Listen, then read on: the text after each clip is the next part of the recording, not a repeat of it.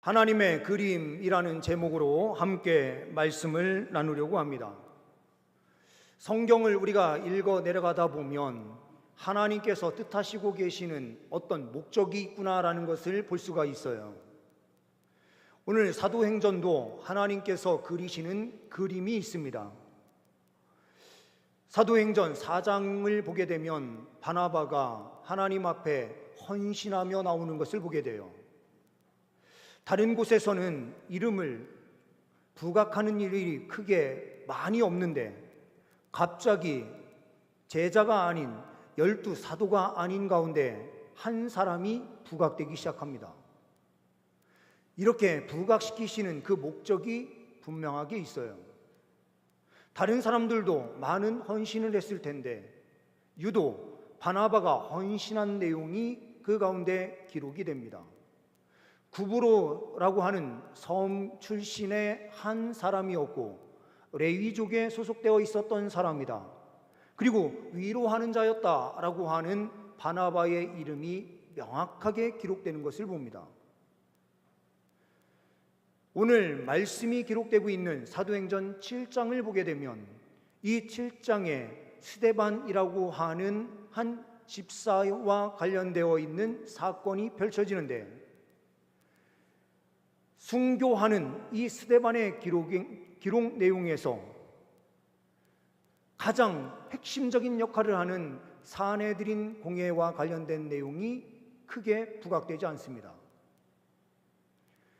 사내들인 공회의 핵심 역할을 하고 있었던 대제사장과 그리고 70명에 이르는 그 공회원들의 재판이 명백하게 그 자리에서 펼쳐짐에도 대제사장의 이름이 나타나지 않아요.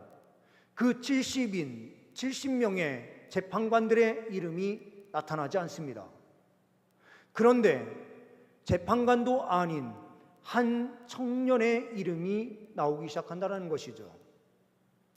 이것은 다 하나님의 큰 그림이 있다는 것을 보여주기 위한 하나의 일련의 과정들입니다. 우리는 성경을 보면서 하나님의 그 큰 그림이 무엇인지를 깨닫고 하나님 말씀 앞에 순종하는 삶을 살아갈 때에 놀라운 은혜를 누리게 되는 줄 믿습니다. 본문 말씀을 통하여 첫 번째로 우리가 보게 되는 것은 하나님의 큰 그림을 위해서 먼저 우리는 하늘을 바라보아야 된다라고 하는 메시지를 보게 됩니다. 59절 말씀을 보게 되면 그들이 돌로 스데반을 치니 스데반이 부르짖어라고 되어 있어요. 제가 일부에도 말씀을 드렸지만 오늘 새벽 기도를 끝나고요, 이제 성도님들이 다 가신 후에 제가 오늘 말씀을 준비를 하니까요, 오늘 말씀에 부르짖어 기도하는 내용이 나오니 새벽 기도 다 끝나고 이제 다른 분들 없을 때 한번 부르짖고 기도하자 해서 주여 크게 부르짖고 기도 한번 해봤습니다. 근데 이 한번 부르짖는다고 되는 것이 아니고요, 이 부르짖음이라고 하는 것이 굉장히 중요한 의미가 있다는 거예요. 하나님께 기도하는 것이 무엇입니까? 기도는 우리의 영혼의 호흡이다, 주님과의 교제다, 대화다, 이런 여러 가지 이야기들을 할 수 있지만 정말 중요한 것은 뭐냐? 기도는요, 우리의 시선을 하나님께 돌리는 거예요. 이 땅을 보고 살아가던 우리의 시선이 주여 외치는 순간 우리의 시선은 하나님께로 돌아가는 거예요. 그러니 기도는 우리의 시선을 옮기는 것이다, 이렇게 볼 수가 있죠. 우리가 읽지는 않았지만 55절 말씀을 보시게 되면 55절 말씀에 이렇게 말씀이 기록됩니다. 스데반이 성령이 충만하여서 하늘을 우러러 주목하였다라는 표현이 나와요.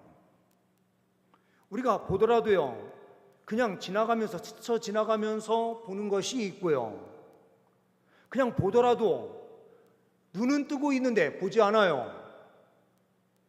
우리 성도님들이 말씀을 들으면서도요, 어떤 분은 주목해서 보는 사람이 있는가 하면 어떤 분은요, 보긴 보는데 뭘 보는지 모르겠는 분들이 간혹 있어요. 근데 주목해서 본다라고 하는 것은 뭐냐? 정말로요, 뚫어지게 보는 거예요. 보려고 하는 것을 보기 위해서 힘쓰는 거예요. 학교에서 수업 시간에요, 선생님이 가끔가다 이렇게 말씀하실 때가 계셨죠. 주목, 주목. 이 주목하라는 말은요, 환기시키는 거예요. 야, 지금부터 이거는 진짜 중요한 거니까 잘 봐야 돼 라는 말을 하실 때에는 주목이라는 표현을 꼭 쓰였거든요. 이거는요, 그냥 보는 게 아니에요.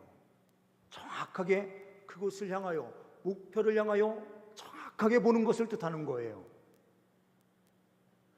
스데반이 오늘 말씀 속에서 보게 되면 영과 육이 분리돼서 자는 자리에 들어가게 되는 순교의 자리에서 무엇을 보았는가? 주목하여 하나님 아버지의 그 놀라운 영광을 보았어요. 오늘 55절 말씀 다시 한번 보면 하늘을 우러러 주목하여 하나님의 영광과 및 예수께서 하나님 우편에 서신 것을 보고 이렇게 표현되어 있어요. 정확하게 하늘을 우러러서 하나님 아버지의 영광을 봤습니다. 하나님을 직접적으로 본 사람이 아무도 없어요. 모세도 하나님 아버지의 영광을 등 뒤에서만 보았어요. 오늘 말씀에도 하나님을 정확하게 보았다라고 하는 표현이 아니라 영광을 봐요. 왜 성경은 이렇게 표현할까요? 주님은요, 어떤 모양으로 표현할 수 없는 너무나 광대하시고 크신 하나님이시기 때문에 그래요. 그분을 표현할 때는 언제나 그냥 영광으로만 표현되는 거예요. 하나님을 어떠한 것으로 우리가 또한 설명해 낼까봐 어떤 모양으로 이야기할 경우 그 모양을 만들어서 또 섬기는 일이 있을까봐 주님께서는요, 늘 성경에 기록하실 때에는 하나님의 영광이다 이렇게 표현하는 거예요. 이 영광은 하나님을 직접적으로 배우는 것을 뜻합니다. 그러면서 말씀을 보게 되면 예수께서요, 우편에 서신 것을 보고 이렇게 표현되어 있어요. 제가 언젠가도 말씀을 드렸지만은요, 예수님께서는 하나님 보좌 우편에 앉으세요. 우편에 앉으셨다라고 하는 것은 주님께서 하나님의 그 권능을 행사하시는 그 자리에서 함께하고 계신다라는 의미죠. 그런데 오늘 말씀에는 앉아 계신 것이 아니라 뭐라고 표현되고 있습니까? 서서 계셨어요. 그래서 어떤 학자는 이렇게 표현하는 거죠. 주님께서 이렇게 서셔서 보신 이유는 뭐냐? 스데반을 격려하시는 거였었다. 순교하는 자리에서 박수를 치시면서 환영하고 계셨는지 몰라요. 그리고 격려하신 거예요. 이 순교의 자리를 격려하시고 계신 거예요. 주님께서요, 그냥 앉아서 그의 죽음을 보실 수가 없으셨던 것일 수도 있는 거죠. 친히 일어나셔서요, 스데반을 바라보시면서 그 자리를 승리하도록 영적으로 함께 하시고 계셨던 분이 예수님이다 라는 사실을 보게 하는 것이 서서 계셨다라는 표현이에요.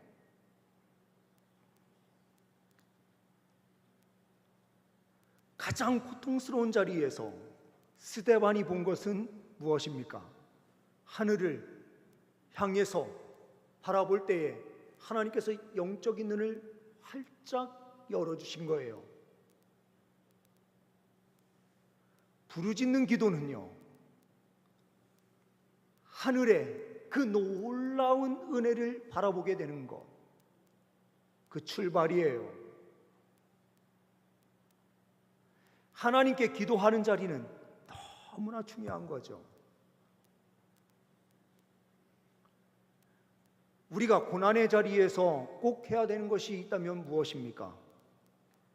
고난의 자리에서요, 우리는 하늘을 향하여 우리의 시선을 돌릴 때에 우리는 그 자리에서 하나님의 영광과 우리를 위하여 서셔서 격려하시는 예수님을 통해서 우리는 힘을 얻고 그 자리에서 승리할 수 있어요. 순교하는 그 자리에서 승리하는 것이 하나님의 뜻이라면 우리가 그 자리를 감당할 수 있게 하는 그 능력을 주님께서 우리에게 허락해 주세요. 형통한 길을 허락하시는 것도 하나님의 은혜의 복이지만 고난의 자리에서 믿음으로 끝까지 나아가도록 함께 하시는 하나님의 은혜를 누리는 것 또한 하나님의 가장 큰 복을 누리는 길이에요. 오늘 말씀은 특별히 그 무엇보다도요, 하나님의 영광을 바라보는 것이 가장 큰 복된 자리다라고 말씀하시고 계시는 것입니다. 우리가 늘 이 복된 자리에 설 수 있는 은혜가 있기를 소망합니다. 두 번째로는 하나님의 큰 그림을 위해서 하나님의 섭리를 신뢰하라라고 하는 메시지를 보게 돼요. 58절 말씀을 보게 되면 성 밖으로 내치고 돌로 칠세 증인들이 옷을 벗어 사울이라 하는 청년의 발 앞에 두니라. 오늘 사울의 이름이 나오는데 이 사울의 이름이 사도행전 13장에 가서 이름이 갑자기 바뀌어 바울이라는 이름으로 나타나게 되죠. 사울이 바울로 변화되는 과정을 성경은 이야기를 합니다. 그런데 오늘 이 사울이 있었던 자리가 어디입니까? 스데반의 순교의 자리예요.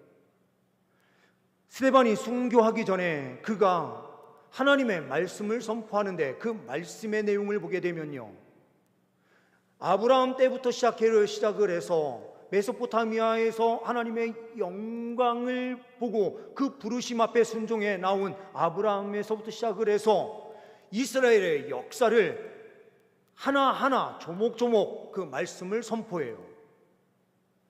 그러면서 그 핵심 내용인 예수 그리스도께서 이 땅에 오셨을 때에 십자가에 못 박혀 죽게 한 그 예수께서 부활하셨다라고 하는 이 복음적 메시지를 분명하게 선포하게 됩니다. 오늘 말씀에 성 밖으로 이 스데반을 이끌고 가서 돌로 치는 그 자리에 누가 가장 앞에 서 있었느냐? 사울이 앞에 서 있었던 거예요. 지금 여기에서 이렇게 말씀이 표현되지만 결국에는 사울이요, 가장 가까이에서 스데반의 설교의 말씀을 들은 거예요. 하나님께서 이 사내들인 공회의 대제사장이나 다른 사람들의 이름이 드러나지 않게 하는 자리에서 명확하게 그 이름이 나오게 하는 한 젊은이가 있는데 이 젊은이가 바로 바울이었던 거죠. 바울이 주후 예수님께서 태어나시고 5년 뒤에 주후 5년에 다소 지역에서 출생을 합니다. 다소에서 출생을 하고 지금 스데반이 죽는 이 자리에 있었을 때 주후 34년이에요. 그러니 그의 나이가 29세 때입니다. 29세 청년이 그 자리에 서 있었던 거예요. 근데 이 청년이 바로 주님의 공동체인 그리스도의 모임 교회에 바로 들어온 것이 아니라 어떻게 이 과정이 펼쳐지는가? 사람들이요, 이 사울이 그리스도인들을 죽이기 위하여, 포박하기 위하여 쫓아오고 있는 그런 광경들을 수없이 봤기 때문에 교회를 핍박하는 자로 분명하게 알고 있었는데 이 사람이 다메섹 도상에서 하나님을 만나요. 예수님을 만나요. 그 예수님을 만날 때에 우리는 늘 기억해야 되는 것이 있죠. 뭘 기억해야 됩니까? 하나님 말씀을 우리가 잘 알고 있는 것이 얼마나 중요한지를 깨달아요.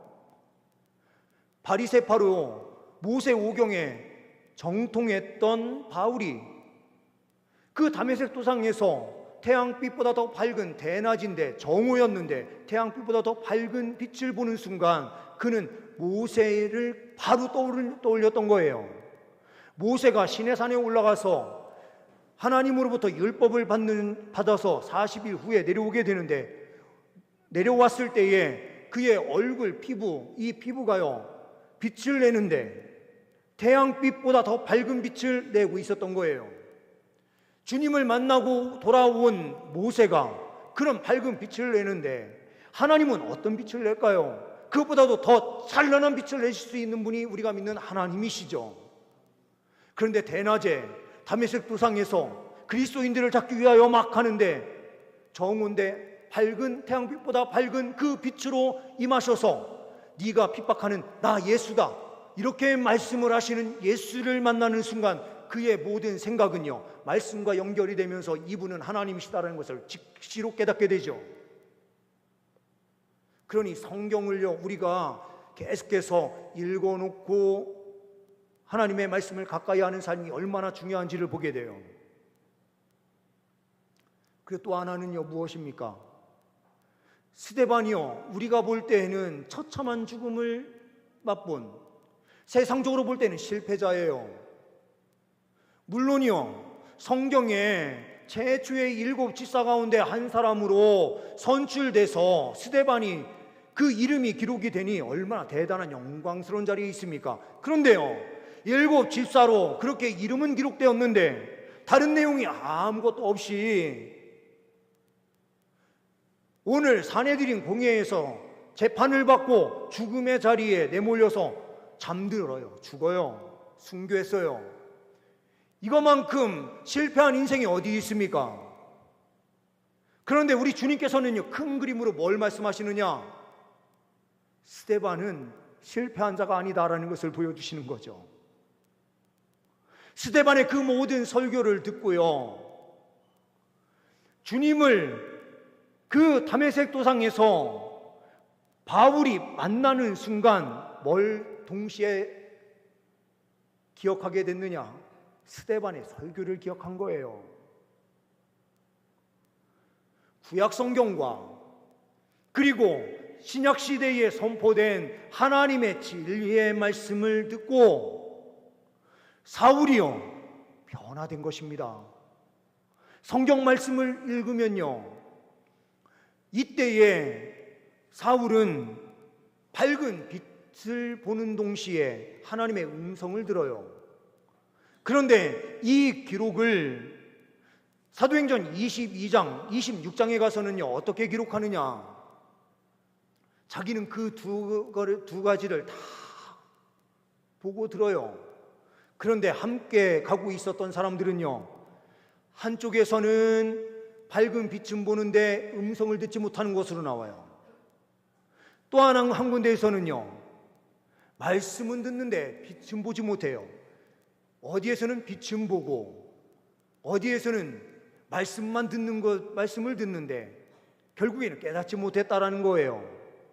같은 자리에서 같은 빛을 보고 같은 말씀을 들었는데 바울은 주께로 돌아오는데 다른 사람들은요 그 가운데서 하나님의 진리의 말씀을 깨닫지 못하고 그들의 길로 가버린 거예요. 바울이 하나님의 사람으로 그렇게 세워질 수 있게 하시기 위해서 주님께서 펼치신 작업이 뭡니까?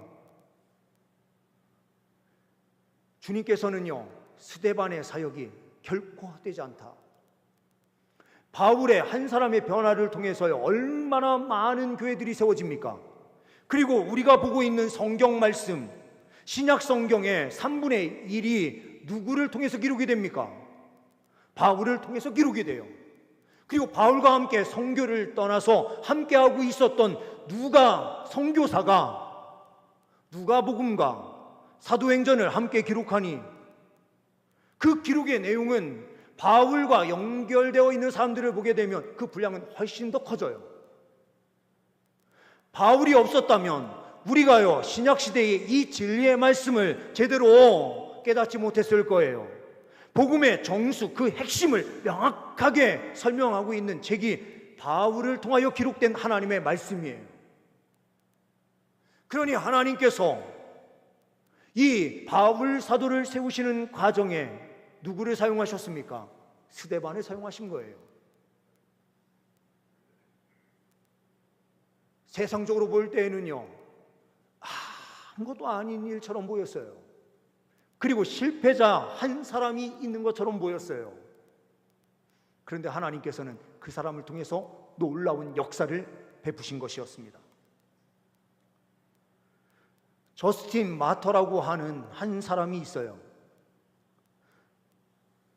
100년에서 165년 로마 제국 시대에 살던 철학자입니다. 근데 이 철학자가요 아무리 철학을 공부해도 진정한 만족이 없는 거예요. 그래서 이 만족을 어디에서 찾아야 되나 이런 생각을 하고 있는데요, 어느 날 하루 걸어가다가요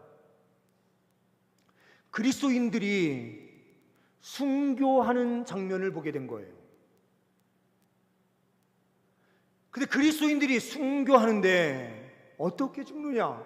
화형에 처해지는데요, 그들이 기쁨으로 찬송하면서 죽어요. 그들이 순교하는데요 짐승에게 물어 뜯기는 자리에서도요 믿음의 그 순결함을 지켜내는 거예요. 그 모습을 보면서 이 사람이 도대체 저 사람들이 무엇을 믿기에 저런가 하면서 기독교의 신앙에 관심을 갖고 연구하기 시작했어요. 그러면서 그의 삶이 완전히 변화되면서 그가 만들어낸 변증서가 있는데 이 변증서를 통해서요 많은 사람들이 주께로 돌아오게 됐습니다. 그 순교한 사람들의 이름은 아무도 알 수 없는 무명의 사람들이 존재하지만 그 사람들이 실패한 사람들인가? 아니라는 거예요. 하나님의 큰 그림 속에서는요 그 장면을 통하여 누군가를 깨닫게 하시고 주께로 돌아오는 한 장면으로 사용하실 수 있는 분이 우리가 믿는 하나님이신 거예요. 우리 성도님들의 삶이 어느 때는요 나 같은 삶이 뭘까? 라고 생각하실지 몰라도요 하나님 말씀대로요 사는 그 삶, 그 하나로 한 사람이 변화된 놀라운 역사가 펼쳐지고 그 사람을 통해서 어떠한 하나님의 복음의 은혜의 역사가 퍼져나가는지 알 수 없는 거예요. 바나바를 갑자기 사도행전 4장에서 기록을 하고 있었어요. 근데 이 사울이 변화된 그 광경 속에서요 이 사울이 예루살렘으로 가서 베드로와 야고보를 만나는데요 이 사람들이 하나님의 동일한 자녀, 형제로 받아들이지 않는 거예요. 왜 그러냐? 이 사람이 위장하고 지금 우리 기독교에 들어온 것으로 되어 있다. 그러니요 이 바울 사도를 만나주는 사람이 없는 거예요. 그 당시에요. 그러니 어떻게 합니까? 바나바가요 다이소로 내려가서 낙향해가지고 그 자리에 있는 사울에게 찾아가서 안디옥 교회에 자기가 감독으로 세워진 그 안디옥 교회에 함께 동역자로 세워서 역할을 감당하게 했어요. 성경은요 앞에서 갑자기 바나바를 그렇게 기록을 하고 있다가 사도행전의 11장에 가서 이 바나바의 놀라운 사역을 강조하면서 기록해요. 누가와 함께 선교여행을 떠나고 있었던 바울이요 주님께서 예비하신 그 과정들을 보면서 어떤 것을 깨달았을까요? 하나님께서 나를 변화시키시기 위해서 어떤 놀라운 큰 그림을 그리게 되었는지를 보았을 때에 그의 삶은요 가슴이 뛰었을 거예요. 복음을 위하여 그가 달려갈 수밖에 없었던 것은 물론 주님의 교회를 핍박하는 그 자리에 있었던 자기를 구원의 은혜로 함께 하신 것에 감격한 삶도 있었지만, 이 구속의 은혜를 위하여 주님께서 그 배경에 어떤 은혜로 함께 하시고 계셨는지를 누가를 통해서, 말씀의 기록을 통해서 보면서요, 그의 심장이 뛰었을 것이 분명한 거예요. 주님께서는요, 큰 그림을 그리시면서 하나하나씩 일해 가시고 계세요. 우리의 연약한 우리의 삶을 통해서도요, 하나님께서 어떤 은혜의 역사를 펼치실지 우리는 아무도 몰라요. 캄캄한 어두움의 자리에서 우리는요, 시선을 주께로 들고 하나님의 영광을 바라보면서 하나님께서 일하실 것을 기대하고 한 걸음 한 걸음 나아갈 때에 승리의 은혜의 역사가 펼쳐지게 되는 줄 믿습니다. 세 번째로는 하나님의 큰 그림을 위해서 예수님을 닮아가라라고 하는 명령을 우리에게 주시는 것을 말씀을 통하여 보게 됩니다. 59절, 60절 말씀을 보십시오. 그들이 돌로 스데반을 치니 스데반이 부르짖어 이르되 주 예수여 내 영혼을 받으시옵소서 하고 무릎을 꿇고 크게 불러 이르되 주여 이 죄를 그들에게 돌리지 마옵소서, 이 말을 하고 자니라. 이것은 우리 성도님들께서 잘 알고 계시는 대로 예수님께서요, 십자가상에서 7개의 말씀을, 7개의 뜻이 있는 말씀을 선포하세요. 누가복음 23장 46절에 예수께서 큰 소리로 불러 이르시되 아버지 내 영혼을 아버지 손에 부탁하나이다. 같은 누가복음 23장 34절에 보게 되면 이에 예수께서 이르시되 아버지 저들을 사하여 주옵소서, 이 기도를 하거든요. 십자가 위에서요 7개의 그 말씀을 말씀하셨는데 그 가운데 2개, 누가복음 말씀에 오늘 46절, 34절, 누가복음 23장에 이 말씀이 기록이 돼요. 그런데 이 말씀을 기록한 사람이 누가죠? 사도행전의 기록자도 누가죠? 이 누가가요, 스데반의 죽음의 자리에서 외쳤던 2마디를 여기에 명확하게 기록하고 있어요. 그 목적이 무엇입니까? 스데반이 죽는 자리에서까지 누구를 닮았다는 뜻입니까? 예수를 닮았다는 뜻이죠.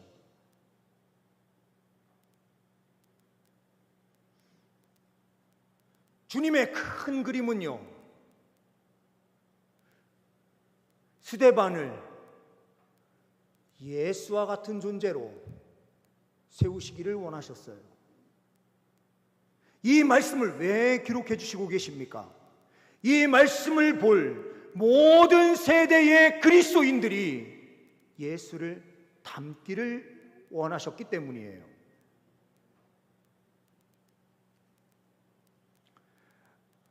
루이스 잠페리니라는 사람이 있습니다.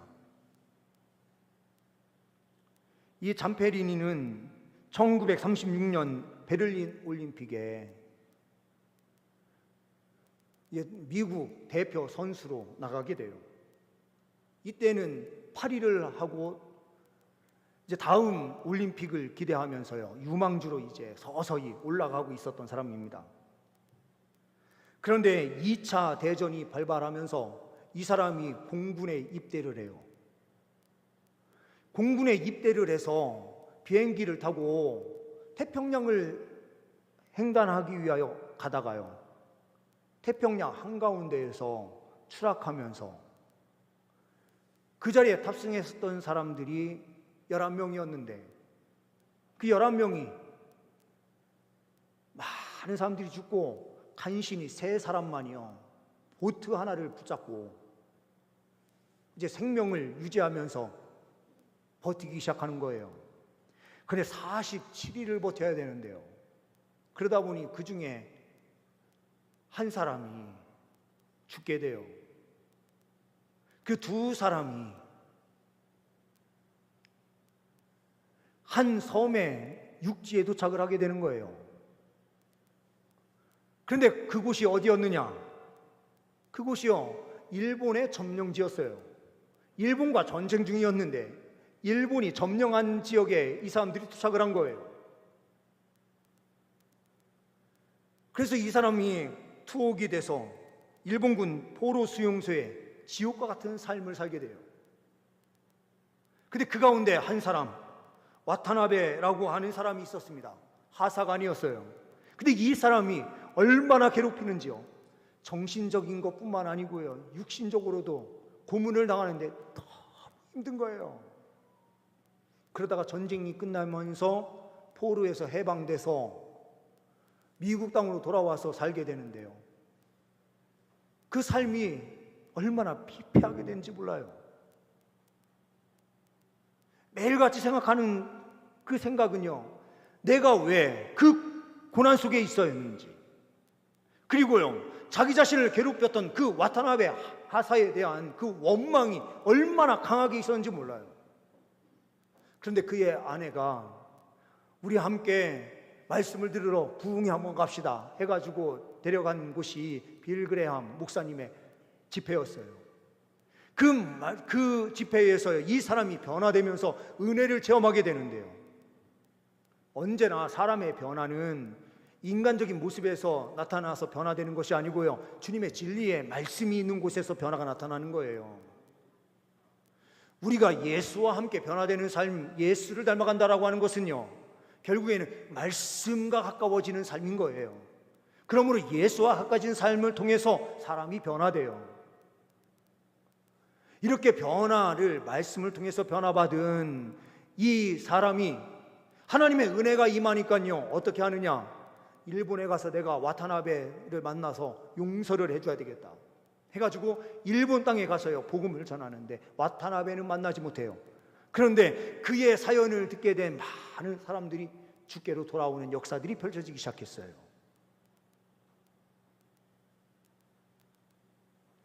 한 사람이요, 용서의 자리에 들어갔을 때 그런 은혜의 역사가 펼쳐진 거예요. 저는 요즘이요, 내가 정말 목사로 살고 있나라는 생각을 정말 많이 해요. 용서하는 삶을 진짜 살고 있는가, 이 생각 진짜 많이 합니다.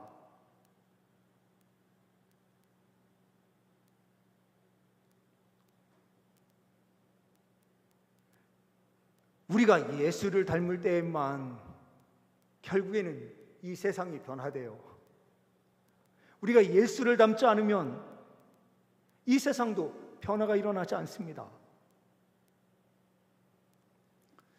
우리가 북카페 시임에서 많은 일들이 벌어지지만요, 저는 말씀을 준비하면서 다시 하나님 앞에 엎드려서요, 저에게 예수님의 마음을 달라고 기도하고 있어요. 그리고 용서의 자리로 나아가야 돼요.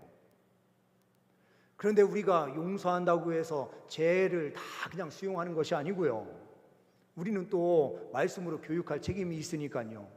제가 우리 성도님들을, 모든 여기 이 자리에 있는 모든 분들을요, 저 밑에 작은 도서관 이름으로요, 이 자리에 있는 우리 온 성도님들을요, 관리 책임자로 제가 임명해 드립니다. 지금 제가 명찰 이름은 안 써놓지는 않지만 명찰 같은 걸 하나 만들 거예요. 도서관 관리 책임자, 이렇게 된 명찰 하나를, 큰 걸 하나 만들 겁니다.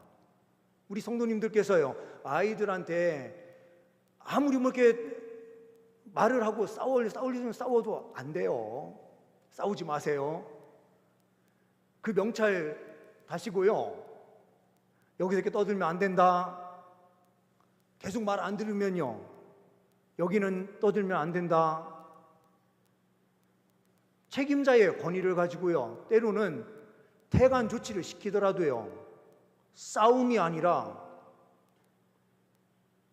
사랑으로 해야 돼요.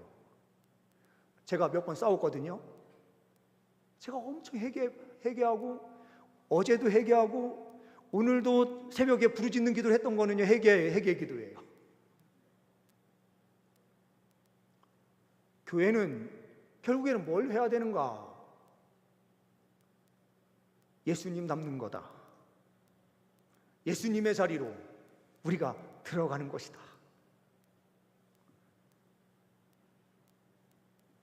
우리 성도님들, 하나님의 큰 그림을 볼 수 있는 은혜가 있기를 소망해요.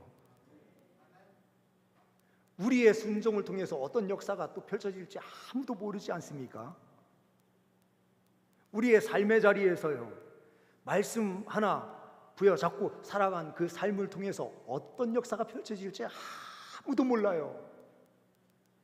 주님의 큰 그림을 바라보면서 믿음으로 나아가시는 저와 우리 성도님들의 삶이 되시기를 간절히 소망합니다.